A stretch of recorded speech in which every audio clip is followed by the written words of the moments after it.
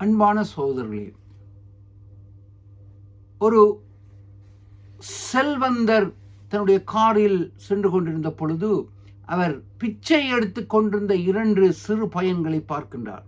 அவர்கள் மேல் அனுதாபம் கொண்டு அவர்களை தன் வீட்டுக்கு அழைத்து வந்து அவர்களுக்கு சகல உரிமைகளையும் கொடுத்து, சகல உணவுகளையும் கொடுத்து, விலை உயர்ந்த உடைகளை கொடுத்து, மகன் என்ற ஸ்தானத்தை அவர்களுக்கு கொடுக்கின்றார்.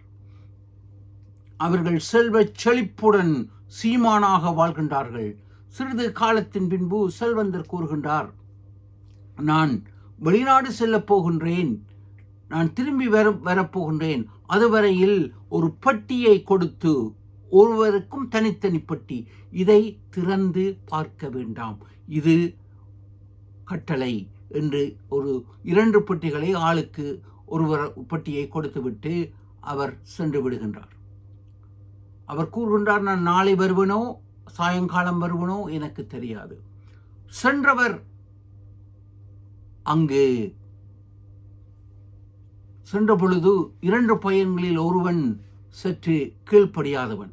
அவன் பார்க்கின்றான், இந்த பெட்டிக்குள் என்ன இருக்கின்றது, சற்றுத்தான் துறந்து பார்ப்போமே.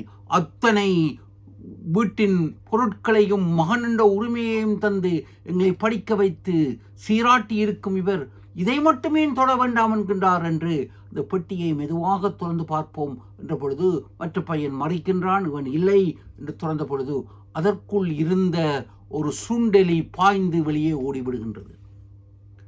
இவன் திடுக்கிட்டு போகின்றான். எத்தனையோ எலிகளை பிடிக்க முற்படுகின்றான், எங்கும் இல்லை, உயிரான எலியை பிடிக்க முடியவில்லை. அன்று சாயந்தாரம் அந்த செல்வந்தர் வருகின்றார். சந்தோஷம், சரி பட்டியை கொண்டு வாருங்கள் என்று கேட்ட பொழுது அங்கோ இருவரும் கொண்டு வருகின்றார்கள். ஒருவன் பட்டியில் எலி இல்லை. செல்வந்தர் என்ன செய்கின்றார், சரி பழையபடி நீ உன் பிச்சை எடுக்கும் இடத்துக்கு சென்று விடு என்று அவனை அனுப்பி விடுகின்றார்.